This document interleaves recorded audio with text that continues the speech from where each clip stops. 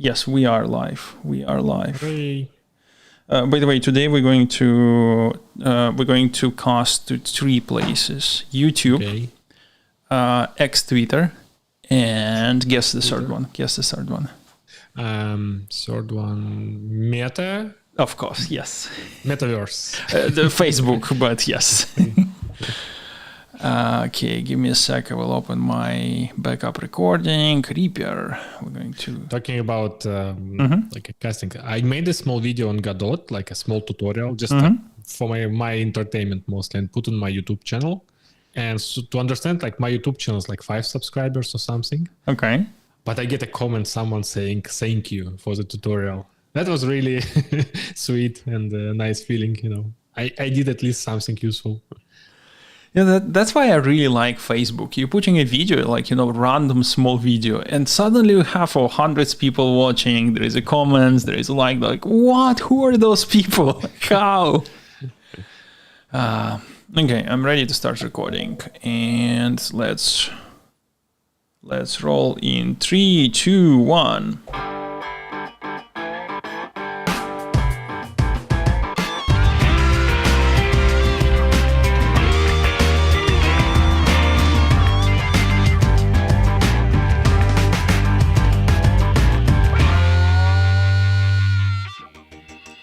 Hello everyone, and as usual, welcome to the Non-Intuitive Bits podcast, brought to you by the Leaders Club that you're all parts of too if you're listening to us, but do considering elevating your status by joining our Discord channel, link as usual in the description. And today in this virtual studio with me, we have Dmitry Mananikov. Say hi to people. Hello. And as usual, the annoying voice you'll be hearing today is me, Slava Kablevsky. I don't know if we will have anyone else joining today. We might not. Maybe Nolan, maybe Nishant, maybe even Sandeep. Sandeep, if you're listening, do consider joining, but I'm not sure. Nishant is a completely different time zone, so 2 probably more podcasts he will skip. Nolan, I do not know, actually. Maybe he will join, maybe not. We had some technical difficulties. I don't know, Dmitry, if you have noticed, but the Chrome has a very weird, I'm not sure if I can call it outage or not. But the outage is that you can share screen in Chrome on macOS in Meets. And as we figure it out, macOS didn't change, Chrome itself didn't change, because I didn't update it for last year. So apparently it's a Google Meets issue. At least I would put on that one. I would agree. And by the way, for everyone who is asking the question, what the hell they are speaking about? So today, Chrome suddenly starts refusing to share a window. If you're on the Meets and you're clicking share, you can share the tab, but you cannot share a window. That was very weird. And the first I thought, okay, maybe I need to update Chrome. I updated the Chrome. Nothing helped. So I start thinking maybe it's macOS version, because why not? And turns out that everyone whom I knew about had exactly same problem. They had same problem with any version of the Chrome, and completely unrelated to any macOS version. So yes, probably it's a Meets website itself that has, like Abdima said, there is a Boolean flag somewhere. If it's a Chrome, make it better. So this make it better probably got broken 100%. Okay, I have tons of this stuff to share today, but my friend, do you want to start with anything that you want to share? Hard question. Actually, we can talk. I recently moved to FastMail. Short story. Before, for my domain, I was using Zoho.com. The reason why I was using it was free. Okay. And it was free with custom domain. And it was like 10 years ago or so. Back then, it was either pay money or like only few options. And I was pretty okay with Zoho.com, like it was working, and I never used their UI. I was just using as SMTP IMAP service. But I didn't like the fact, obviously if it's free, I'm paying with my email data to them. And it was a bit scary, or like they can introduce some breaking changes or something. So I decided to migrate. For a long time, I was considering different options. One of them was ProtonMail with encryption and such, and another was FastMail. FastMail is like very regular mail service, right? Like you pay like, I think if you pay for a year, it's like $50, and it just gives you inbox, it gives you SMTP, IMAP, access, nothing really super crazy. But when I installed it, I found one more interesting thing. Oh, actually, migration also was pretty smooth. I updated MX records in my DNS, and everything went very smoothly. But I found they have an interesting feature. Do you know how iCloud, if you have iCloud Plus subscription, you have ability to create fake mails? Yes. Actually, fake mails is not requires you a Cloud Plus. I don't have it, but I do have fake mails. Okay, it's even nicer to know. Yeah, but the idea of fake mail is like every time you go to a website which requires your email, but you don't want to provide your personal email, you can generate right away in a form email which looks like some random words, then at iCloud.com. So for provider, they can't really distinguish is it like real email or fake email.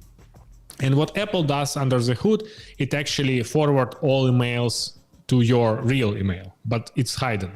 It's really nice for block spam and to use like it's one-time emails, because later if you see spam coming from that one, you can just remove it. And I really like I thought like only Apple and they have nice integration, but I found that FastMail actually has integration with 1Password. And okay. So 1Password, when you go to page, you can actually use FastMail to generate fake mail, and it will store it in your like very, very similar. But on top of it, FastMail actually allow you to use your own domains for these fake mails. So even if you need to migrate from them in the future, or you want like more control, you can do it. Like that's what I plan to set up with my own domain, like to use like some subdomain or something for these fake mails. I think it's really a nice feature and goes in a standard package, which is pretty cool. And plus, they don't really have like some stupid limitations for standard plans. I think you can get 3 domains, or maybe like even, I don't remember, like, does it say anything? About like few domains, but they also like you can create wildcard emails, which is case for me, right? I like to give people different email addresses with the same domain, and they should go to my mailbox. So I have a question to you about this. So I'm using Google Workspace, right, for the custom domains, and maybe I need a FastMail. I just do not know something. So what does it gives you? Like I have Gmail with my custom domain that have. I would say if Gmail works for you, you don't need FastMail. Okay. Like again, FastMail, it's what it is. It's just a mailbox. Yes, it has this like aliases or like fake mails, but pretty much all features are dedicated just being an email service with no like constraint, and all your money goes to supporting the servers. And that's what really I like, because with Gmail the same issue. With Gmail I can't use my own domain. Oh, actually I can if I pay for. But here you still have to pay, and the price is very comparable. Yeah. So again, like if you already pay for Google Suite and you're fine with it, I don't see any reasons to move. For me, just like I like the services dedicated. I don't want it to be tied to my Google account, and I don't want Google to read my emails if they want. No, see. So the only main difference is a little bit cheaper. So this one has cost $5 per month, and you have to have $5 because this is when you can use your own domain. Yeah. But for the G Suite Google Workspace pricing, I think it starts from $9 per month. And if you use like Google Drive, Google Documents, it totally makes sense, right? Because you get all these features for free. No, not for free. You get them bundled together. It's just I don't use any Google features. Wait, you don't use it? You're not using Google Docs?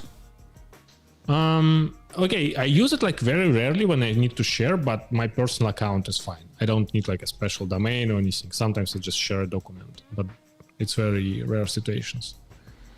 Yeah, so this is effectively also my problem, because I'm using Synology quite aggressively, and obviously it has the documents and have many things there, but it's like leaking abstractions. Sure, you still need to have a Gmail account on so many different things, and it's just annoying. I realize that I'm using now Synology for very sensitive things that I really do not want to be on the Google Drive, but for the rest of the stuff, I'm fine.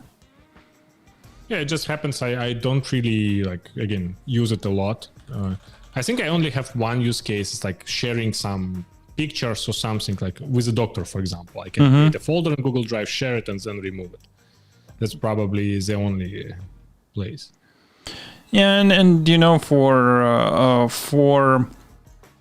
for the email, actually completely okay, because I'm pretty sure that even if you're using FastMail or something else, on the other side, your mail goes to Gmail. By the way, that's the reason why I choose FastMail over ProtonMail. Because ProtonMail, they encode everything, and it's adds some inconveniences. Like you need to use their mobile app, you need to use a bridge on macOS, but then again, your mail can go to like completely random places. So. Yeah, that's the problem. I think that's the real problem there. Okay, I haven't found any. I was pretty sure that used to be pricing for the Google Workspaces for the personal usage. I'm sure that it was like that, but I was checking multiple years ago. It's like $5 to use my own domain. I remember I was considering getting it. I cannot find that. Like I really can no longer find it. I think they killed it. I remember they changed. Yeah, like they keep like old users, but they didn't allow new users to use it. Yeah, the thing is that in new model they actually allows you to use Workspace for free, but it is free without a personal domain. For the personal domain, you need a business subscription. So if you don't need a personal domain, it's not free. Like which is nice. But that's what I use right now. Like I have like a Gmail account and all these things attached to it as well. Yep. Okay. Anything else on that specific topic, my friend? No, we can move to the next one.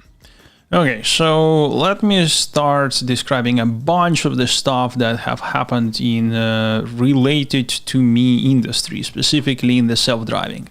I will start with a huge article that we just released today, actually. It went out today or yesterday, I think today. This is about our latest release where we are drastically improving how our cars react on the first responders. Fire trucks, police, sirens. This is obviously in collaboration with many first responders, and we now working much better or improved, so to speak, and we showed several use cases how it works. So just nice follow-up on everything that have happened with the cruise. We're trying to stay very open and share with public whatever is going on under the hood. And this is a huge release that have went on the road with tons of the improvements. So yeah, just wanted to reshare. That's it is. I don't think there is too much. I don't know how much you can share of this because it may be like a private, but if it's already publicly shared, maybe these things, do they work so like completely on AI or neural networks, or is there also like heuristics on top of it? I don't know, like just naive implementation. If you see red light, like if your cameras detected blinking red light, just stop or something like this, or it's like completely on machine learning.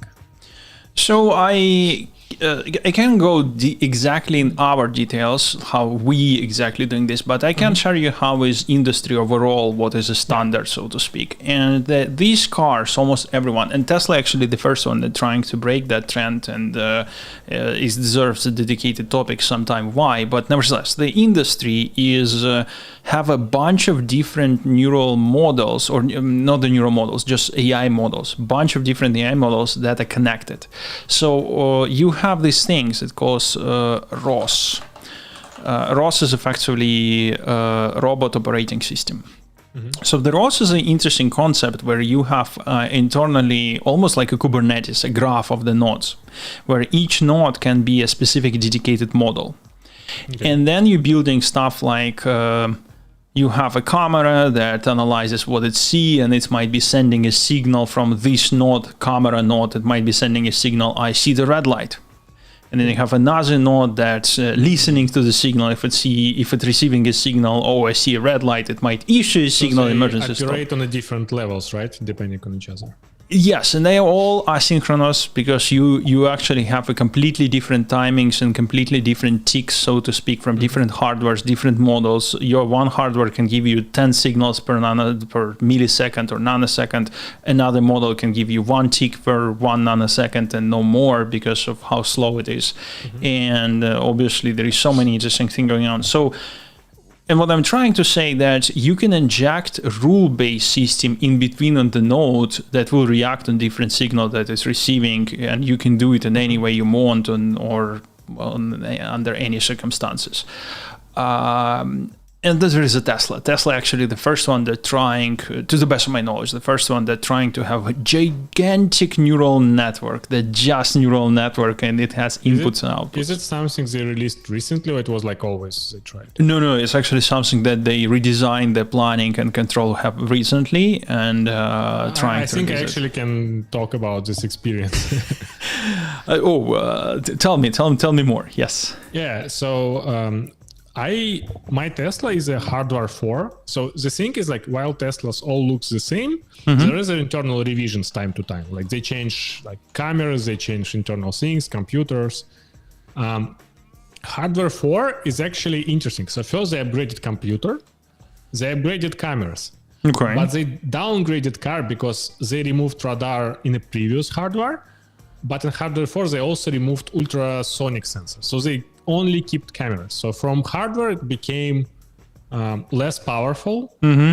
Cameras itself became a bit better. Not a bit, they actually like improved a lot. And obviously computer became better. So what's interesting, like before and when I bought the car like a few months ago, there actually were no self-driving. There was enhanced autopilot, and what they call enhanced autopilot is on a highway. It will change lanes, it will follow traffic, and it will go using your navigation. Like it will turn, but once it goes outside of highway, it's turned off. But now, and there was like a message, right? Like for hardware 4, you can't really use for full self-driving yet. We'll enable it sooner. And it actually was released like a couple of weeks ago, and I'm trying it. And I found interesting that it's starting to behave differently. And it feels like, they actually changed heuristics. I think like one of the really examples when it's easy to compare, before on highway, when car stops in front of you or move, Tesla was very abrupt, like stopping, like, okay, it's alarm. I'm just like, I detect something moving, so I stop. But now when car, like as a like real driver, you try to perceive other drivers, how they drive, right? And if some old Toyota like slowly moving to your line, it probably won't like stop immediately. So you don't really try to like stop. You allow it like to close a gap, and then you like slowly like increase the gap.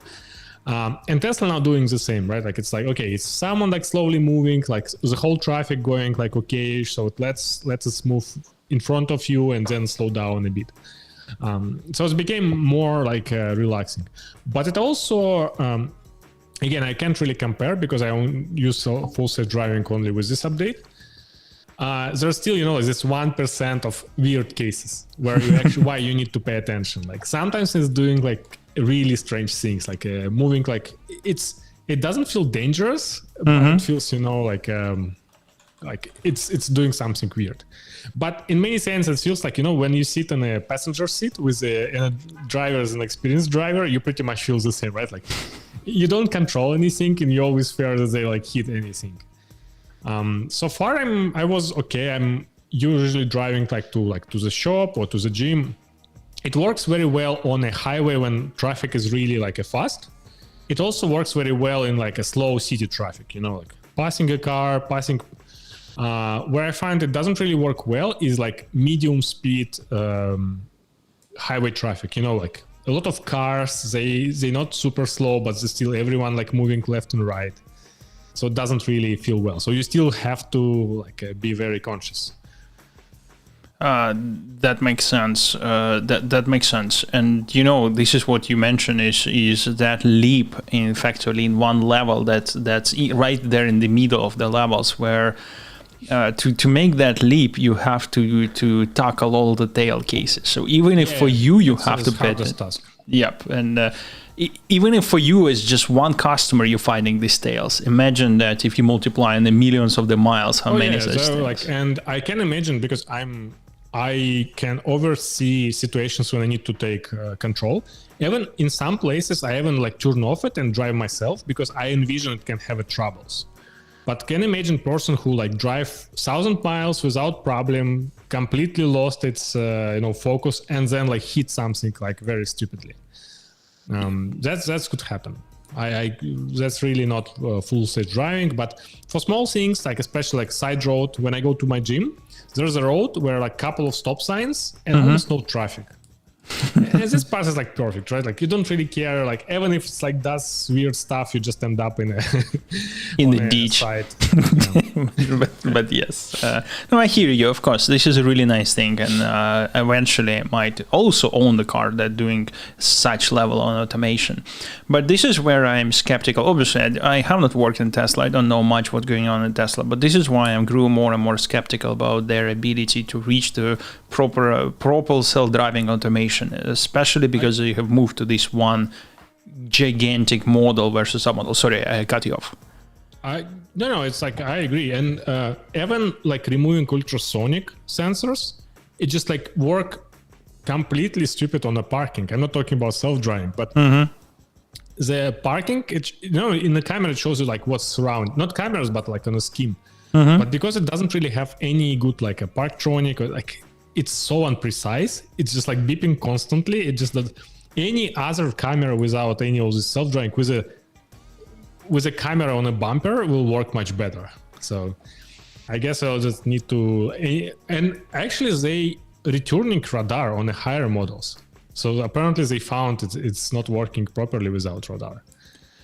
Yes. So it's not one giant neural network. Hardware is also not really fits. Yeah, I hear you. And by the way, I want to give a proper credit to Tesla, because when we all hearing about Tesla removing the radar and other hardwares, everyone pointing to the Elon Musk going on the station saying that, humans only have 2 eyes, so we only need cameras for that sake. Yeah.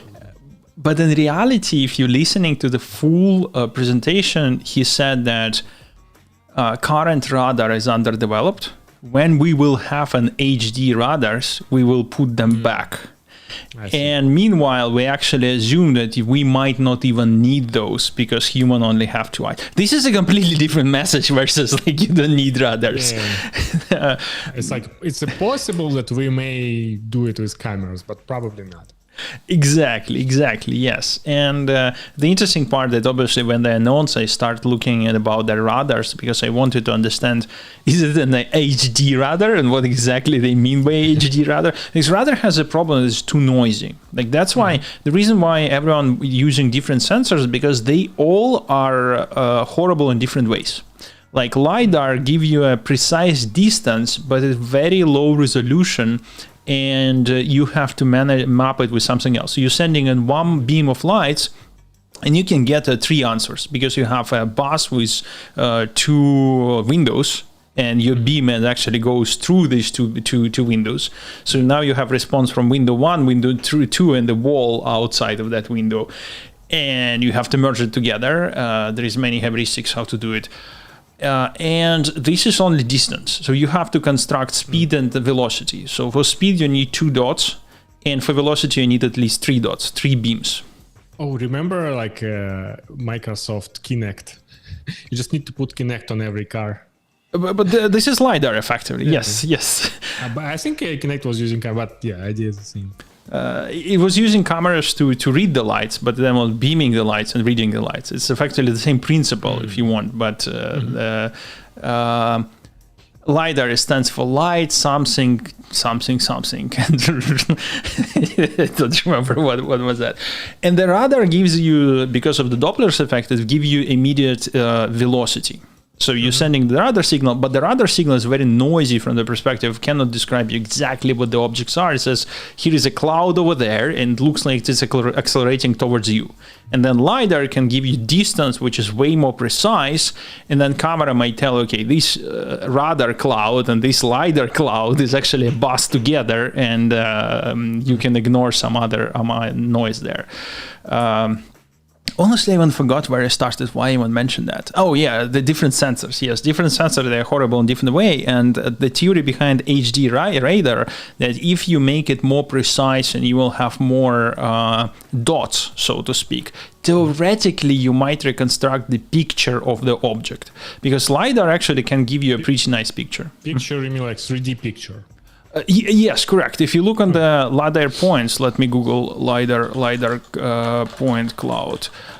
Because of how precise you can look on the LiDAR point. So here is example LiDAR point, and you can actually see the object. You can build a model that understands that this is a car just by looking at the LiDAR snapshot, so to speak. Radar is not enough. Radar cloud around VR, around car. Radar is way more noisier.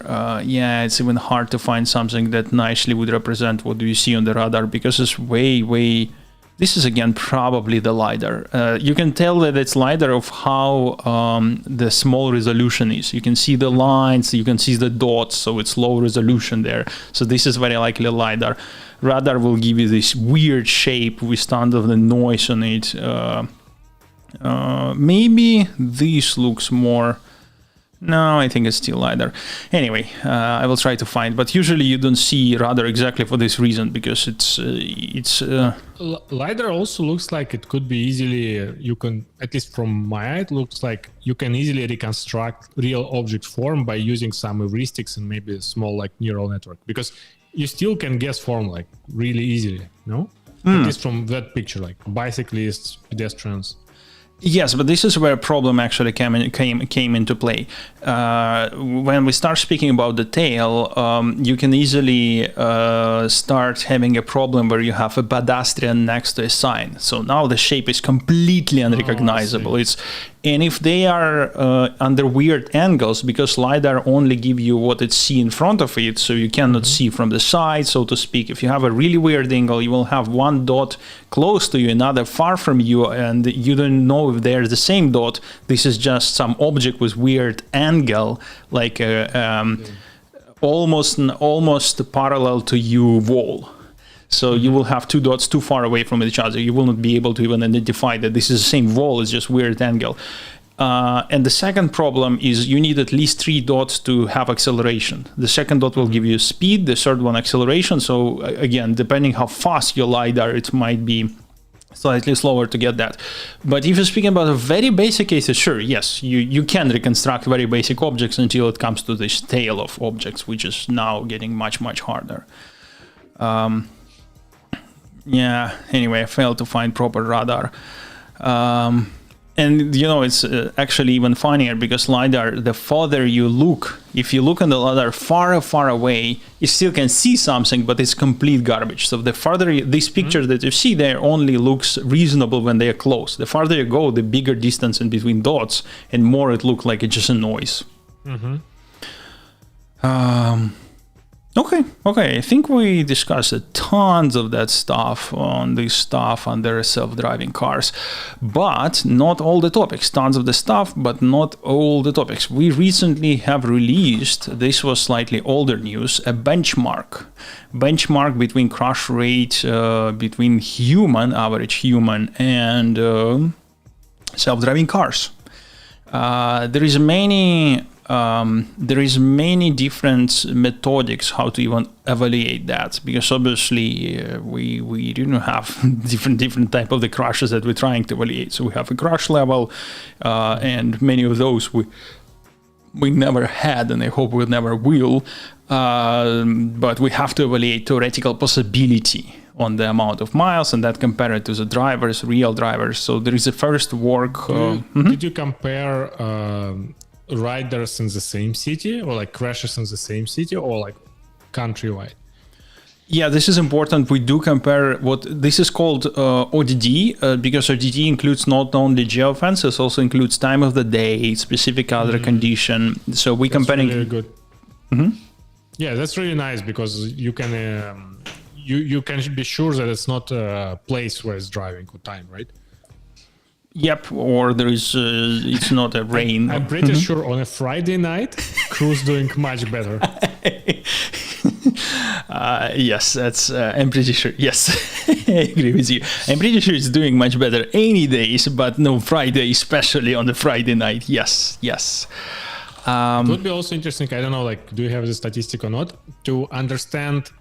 I would say difference between Cruise and worst drivers, like human drivers, and different between Cruise and best human drivers, like on a percentile. But I can't really quickly came up with how to actually find best and worst drivers, because usually people don't have like many accidents every year. This is okay. I will refrain to further comment on that question. I do have many things to share, but I will wait until we have a proper publishing. But I will have a homework. I will do my research, what we already have published, and the angle that you just described, and then... The reason I would like to know it, like every human driver, including me especially, like sure that he's the best driver. I'm a best driver, like ever, like... I don't need self-driving because obviously I want everyone else use self-driving because they drive horribly, but I'm of course like driving best way as possible, right? And I never have accident, right? But it doesn't really tell anything. I'm not driving that much in my life compared to like professional drivers. So it would be really good somehow to come up with a measure like, okay, drivers who, again, if you never have accident, it's really hard to compare, right? But there should be some possible way to inherit the statistics. Yes, and to be fair, all of these stats now generated in a simulation because like everyone needs to prove that they're stable. It doesn't matter if it's us or Waymo or Zoox. And the only thing that I do want to say that being better than average or the most frequently the most frequent type of the drivers on the road will make roads safer. No question there. But if you actually want to get in the taxi, you probably want your driver to be best of the best. For allowing the taxi to be on the road, yes, you just need to be better than average. But to compete with professional drivers, you need to be better than the professional drivers. I see what you mean. That's a different aspect of that. So I will leave it at that, but I will do my homework. To be honest, in some countries, I would prefer not to drive with taxi driver unless super necessary. So it depends. Yeah, it's remind me a joke. A friend of mine who went to India on the I don't know, vacation or maybe work-related trip. I don't remember the nature of the trip. He comes back and he starts joking and says, "India already have self-driving." Like, what do you mean? I said, I'm coming to the airport and going to renting a car, and they asking, do you want a self-driving car? Like, wait a second, do you have a self-driving car? And turns out that many of the cars they're selling car with a driver. So the rest is self-driving when you will have to drive yourself. That's fair. Yes. You can also put it like as a... You give money to real human and not angry, like evil corporation, right? Yes. One thing I want to mention: self-driving car. I actually get access to Waymo. I got access to Waymo, and I tried Waymo. It was quite a nice ride, I must say. There is many things that I like more than in Cruise. Many things that I like in Cruise more. But it's very comparable, first of all, to Cruise experience, but details, small nuances are quite different, so to speak. First thing I want to mention that irony. Irony is it's actually applicable for both sides, but irony that self-driving promises you much cheaper drives, but for now, it's actually costs way more. I drove for half a mile and costed me $13, 1-3. And obviously reason for that because Waymo also doesn't have enough cars, so the only way how they can make it available is by having a price to the level that they will have demand. On video show now there's a Jaguar. Like, is it like what they use, or they have like other cars? Right now on the Jaguar E-Pace. This is the only car that they have, and it's quite a nice car. I mean, it's Jaguar. So like a play for premium. Yes, and they do building the purpose-built car. If you have not seen it, let me quickly Waymo car. They actually partnered. New car. Sorry, I'm trying to Google it quickly. This is the one. They actually partnered with Chinese. So they building a car in China. That's why this is the biggest thing that I do not like about Waymo. They are not American first. They decided to partner with Chinese company, and I really do not like this choice.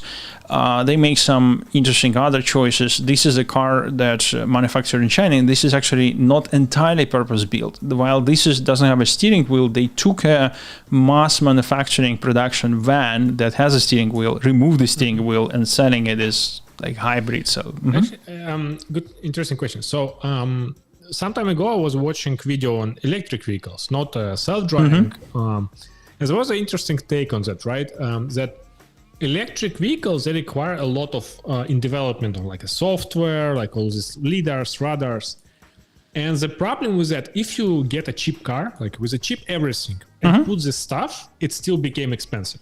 And the problem, it's for people, it will be like who looking for cheap car, but electric, it would be hard to justify because again, it's like additional cost and yeah, it's electric, but that's it, right? But if you put the same things into luxury car, like over $100,000, right?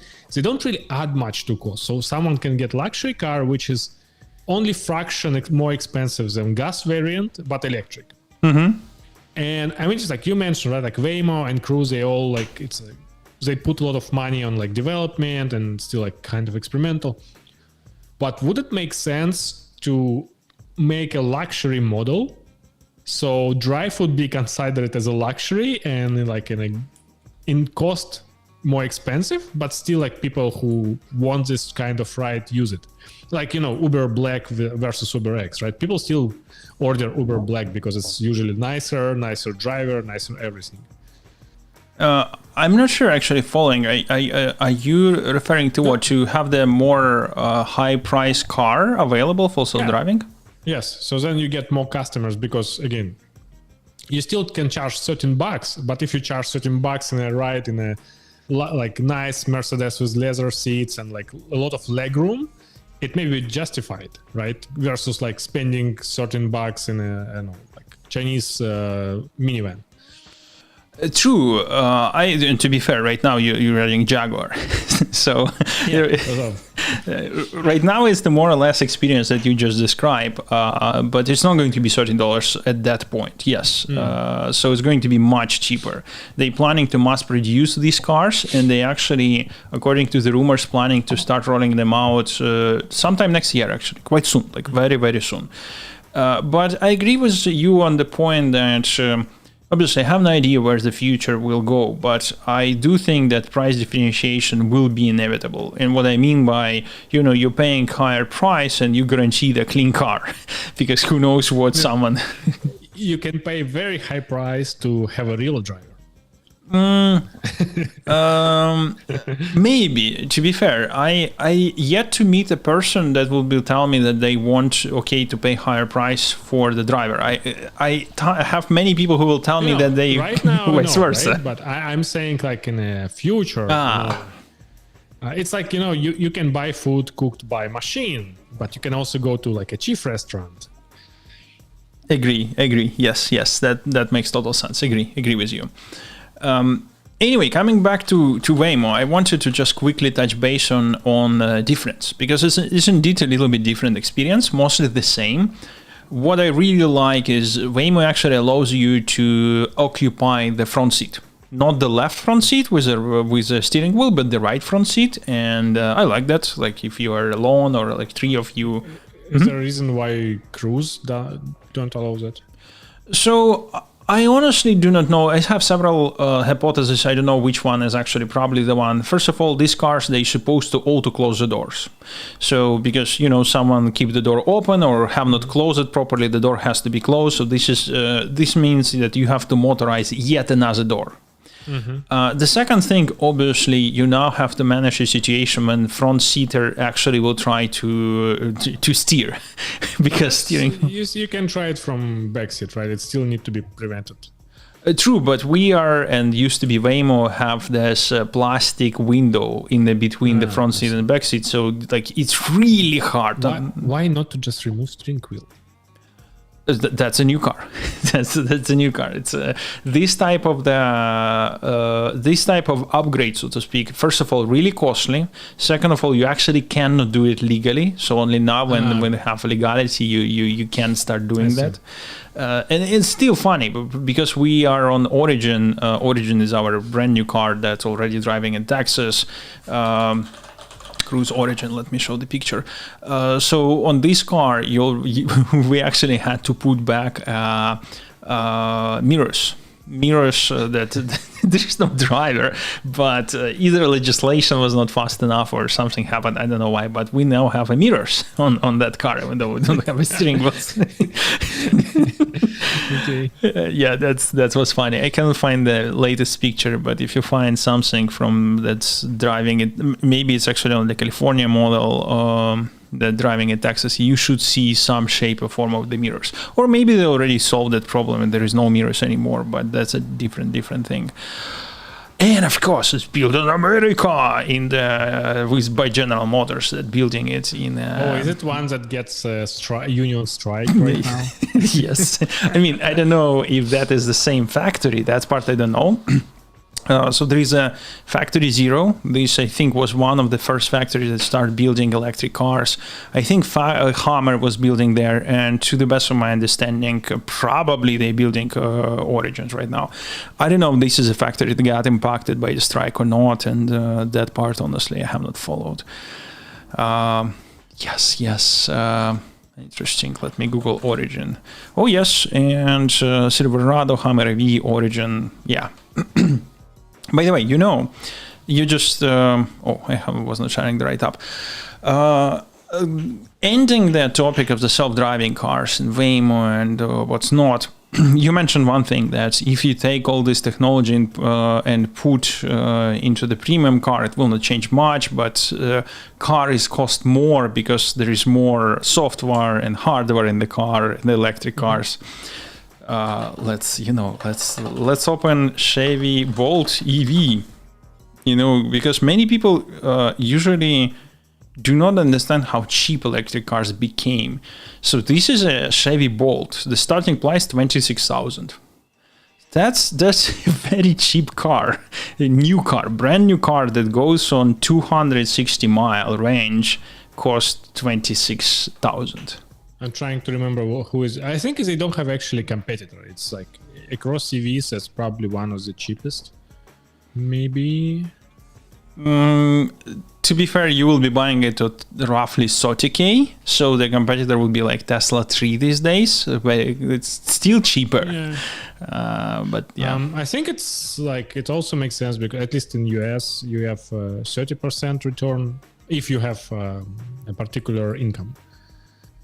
Yes. But it's a good deal, I think. Yep, and to be fair, this is a current mileage. They're going to improve this mileage. This is an old platform. The GM has this Ultium platform, which has much faster charging. That has a much faster charging speed, has much further range. The many cars are built on this platform, and they do recently have announced that Chevy Bolt will be built on Ultium. So yes, it's going to improve even more than. Interesting, because I remember maybe it's like false memory, but I remember they were talking about discontinue Bolt as a thing. Yes, they did discontinue Bolt, and they told there will be new Bolt. Okay. So they discontinued the Bolt in current shape or form, and no one yet knows how much the new one will cost. And they just told that they just have a new car on the Ultium platform with the name Bolt. Because when I was looking into the market, like there's not really many competitors. If you want like a cheapest EV, which is still like pretty solid in terms of like range and like build quality and everything, like you can't really find any competitors. Like that's it. Even Tesla Model 3 goes like a bit above. How much, by the way, how much they dropped the price 3 times, I think, and the Model 3 starting price is look, purchase price 38. Okay, 10k more, 10k more. Agree. Yes, 10k. Exactly. Yes. And if you consider again, like if people has like an income which not above threshold, they can get 30%. It's like 20,000, less than 20,000 for EV car. It's like pretty good. Oh yeah, and unlike Tesla, people who do buy Chevy Bolt probably do have income that qualify them for that. It depends. I mean, you never know. I mean, it's still like really good entry point, right? And especially you then can save on the gas. It's like win-win in all directions. Yep, 100% agree. 100% agree. Okay. We have 15 minutes left. I don't want to go to a main topic, social justice, fundamentalism, maybe one day, but let's just jump to our final section, which will be the films for today. Yay. My friend, have you watched Barbie? No, but I almost ready. I see it's in the streaming. Okay. So you have a homework. By next Friday, you have to watch Barbie. I'll try. Okay. Let me write it down. So October 20th, 2023, we will start with Barbie. Let me remove it from here. I want to recommend a small light film, No Hard Feelings. It's a light comedy. It's really weird. If you actually have a comedy to watch anything except this. But if you don't have, it's a decent movie.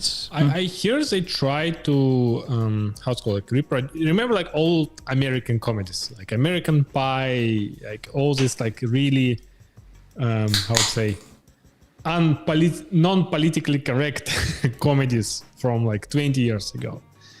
I hear this one tries to be as close as possible without getting cancelled on day one. It's funny that you mentioned this, because until you mentioned this, I haven't even thought about this film that way. But now that you mentioned, yes, it feels like they made it that way. But because how much they try to make it politically correct, so to speak, it has nothing like American. It is nothing like American Pie. It's not, dumb, stupid, stereotypical movie. It's a light comedy, so to speak. Mm-hmm. And even the part that might be closely, remotely dumb, there has the agenda embedded in them. For example, there is a fight between nude people, and these people are women. Okay. And I don't want this show to be removed from YouTube, this specific episode, but Google No Hard Feelings beach fight.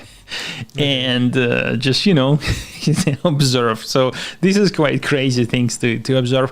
So yes, I think you're right. They try to make it like American Pie, but it's not even close. It's a very, very light comedy. It's probably more closer to Palm Springs. I forgot what's the name of the movie. I like that one. Yeah, Palm Springs, I think. Yeah, or like Death Day or Palm Springs or Death Day. Not from the perspective. I remember. Do you remember like comedy with? Oh my god, I can't really remember who was playing Deadpool. Deadpool cast. I'm going to answer this question. Yeah, I'm trying. Okay, so Deadpool, Ryan Reynolds. So there was a comedy with him. The comedy, Free Guy. No. Like long time ago, it was like romantic comedy. First 100 Kisses or something like that. Where like he was like in Alaska. The Proposal. 29. 09. Yeah, I think it was like light, funny comedy with some stupid moments. I was like pretty old one. The Proposal. Okay. I want to mention a film that I actually disliked, that I have not finished completely. It's a stupid movie. Man, I forgot. So, who is this? Stupid movie. Stupid movie. No. I'm trying to figure out the main comics there. So there is a comic. Where else he has played? Man, I'm blinking. Zoofinger? Is that the name of the movie? Zoolander? Zoolander? Yes, Zoolander. Yes, man, they have a second episode. Oh, second is like really cool. I watch it. I really like it. Oh my god! I go for it. Yeah, I watch it like in a airplane or somewhere. Like somewhere you just like watch whatever. And I was really enjoying it. Like I didn't like comedy like this, but I watching like the second one, and after that I watched first one because I completely skipped because Ben Stiller for me was looking like a not really interesting actor. Come on, man! Even IMDb 4.7. Yeah, that's what I'm saying. Go for it, yes. But again, it's plain movies, like you can watch whatever is there. See. Oh my god, the first one 6.5, and I have not forced myself to finish it. The second 4.7. I don't know, I really... there wasn't one moment where they blew up the gas station that makes me smile for a second, and that was the only movie in the first Zoolander. So the only moment I watched like half an hour, and then I decided, no, I'm not going to do it. Yeah, I think in second one they more like they know they making stupid movie, and they just like we're making stupid movie. Let's not make it serious or anything. Yes, it's there's like Hot Shot movie, right? Hot Shot movie. Hot Shots movie. This is a classical of stupid movies. Parody movies, right? Like, actually, like recently I was thinking like, why there's no movies like Hot Shot or was it like Hot Pistol? Oh, Naked Gun. Naked Gun. Yes. Yeah. I really like them, and one was a parody on Death Weapon. I don't remember how it's like. Machete?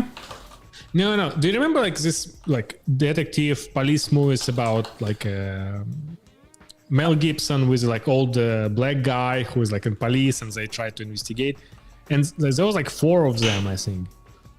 I actually don't remember. No, I don't know. And this sound make a parody movie on that. It was like super hilarious. I remember I was really like, there was a cool moment. Like in the original movie, there was a scene when the guy sits in his trailer and he was living on a beach, like across it. And then like a helicopter comes and starts shooting and he survives. It was like a really cool moment. In the parody, they make really cool scenes. So the same scene, like Ocean Night, is like this trailer on the beach. The helicopter comes, starts shooting, like completely destroys this trailer, and then Bruce Willis came up out like, what are you doing? He's like, is it house number 1123? So, no, that one is there. It's like a wrong house. Man, you have to recognize. Now you have to tell me what was that movie. Naked Gun like movie with Bruce Willis. He was like side cast. Whoopi Goldberg also was side cast, but I need to find it because he was just like episode. Okay. So original movie called Lethal Weapon. Little Weapon. Yes, Lethal Weapon. Yes. Of course. Yes. Parody called Loaded Weapon. Loaded was Weapon. The name of the parody. Loaded Weapon. Man, I do not remember this one. I have to watch it now. Yeah, I'm very surprised we don't have these movies anymore. Like they were fun and they didn't really. Again, if you apply to today's like rules of cinematography, they don't really break anything. They're just like fun, fun cross links. Yeah, and I asked ChatGPT what is similar to Naked Gun movie. He first of all he responded nothing. That was my first. And I make a movie plural movies, and he gave me several films that nothing like the Naked Gun, like this one, and ended saying, unfortunately, apart from Stubber, there aren't any other recent films similar to the Naked Gun listed. And the only thing that told me that there are many discussion about rebooting the Naked Guns. It turns out there is a new Naked Gun movie. I don't know. This is probably a rumor of Liam Neeson joining the Naked Gun reboot begin to take hold in 2021, but it's 2023 and again nothing. So yeah. Okay, we almost at time, and today I really need to finish. It's 6. Okay, let's finish here. Okay, thank you everyone. As usual, it was a pleasure chatting with you, my friend, and thank you everyone who listened to us. And then we will see you next time on the same place next week. Bye-bye. See ya.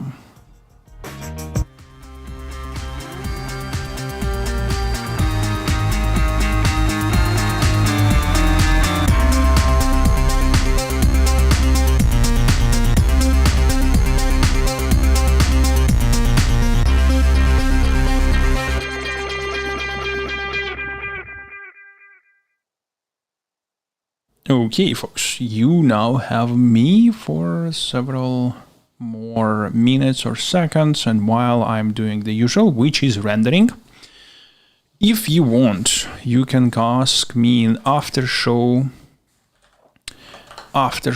anything you want. Anything you want. I'm going to render. If not, we'll go home and we will have dinner, and that will be about it.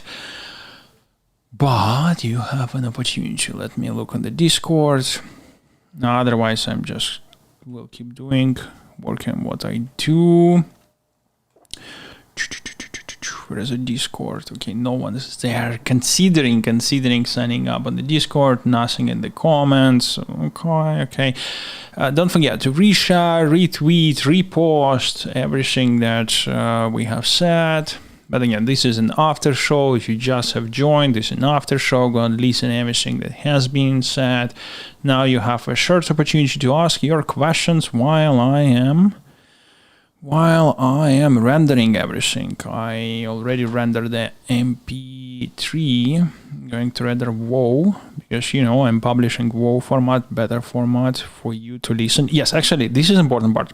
If you're listening later on and you have an opportunity to listen on different platform, I would highly suggest to listen us on the Apple Podcasts or other places where you can listen to podcasts. The reason why I'm saying so, because there is different quality that we're uploading in different resources, and only Apple Podcasts and usual podcast places are the one that allows the best quality to be uploaded because it's uploading post factum. On the YouTube, Twitter, Facebook, and other places, we are streaming live, which means that if there is any problem with the internet, the quality of the sound will be degraded. And for people like me who actually have a preference of the quality of the sounds, that is critical. Okay, guys, I'm going to finish the live now, and I wish you everyone amazing rest of that day. Bye-bye.